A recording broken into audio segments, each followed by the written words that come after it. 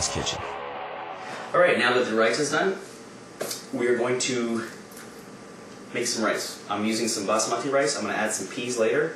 I like peas in my rice.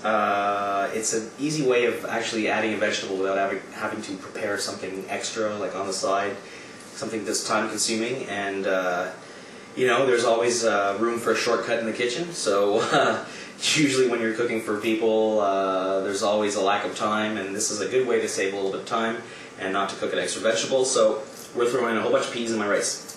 I'm going to soak my basmati for about 15 minutes, and I'm going to do that because it softens up the rice and makes the rice a little more round and fluffy, let's say. We're going to soak it for about 15 minutes. I'm not going to soak it for more than that. Some people soak it for a little more. Again, I don't want mushy rice. I don't want sticky rice. I don't want like you know, sushi rice. I don't want like sort of Bangladeshi style rice. I would actually like to have the rice still be firm, and but again, not firm enough so that it just falls away from, so that the rice doesn't fall away from each other when you're eating it, so you don't have to chase your individual grain of rice with your fork on your plate. I don't want it like Greek style, you know what I'm saying? I need to have it to stick but not be sticky. So we're going to soak this for about 15 minutes. Water. And we'll let that sit.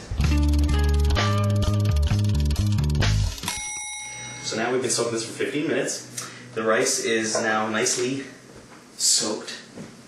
So what you do is you pour off the excess water, and what I usually do, my rule of thumb, is I add exactly as much water as I have rice. In this case, we've got 4 guys in my crew, and well, including me now, because my sound guy just split.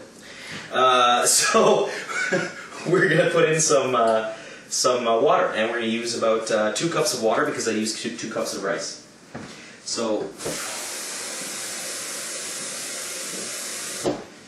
we're going to grab 2 cups of Montreal's Finest and throw it into the rice. And then what we're going to do is we're going to bring it to a major boil. And by major, meaning I'm going to boil it for about, once it gets to the boiling point, I'm going to boil it for about another minute or so before I turn the heat down. And at that point, we're going to add the peas. So we're going to stick the oven on high, and we're going to boil up the rice. Right, we have the rice at a nice high boil, and the way you can tell the rice is ready to go on to simmer is when a whole bunch of little air pockets make little holes in the rice. So if you look at the surface of the rice, you see specific little holes for the air bubbles. That's when you know it's done. So we're going to add the peas to the rice, and we're going to give that a little stir. Oh, that's looking great.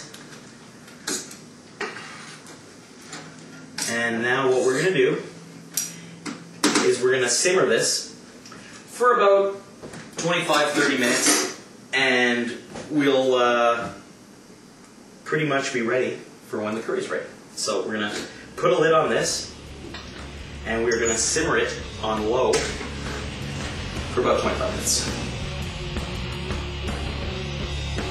Yeah, there we go. See, it's nice and fluffy without falling apart too much. It's not too sticky. That's perfect. And there you have basmati with peas, fit for a curry.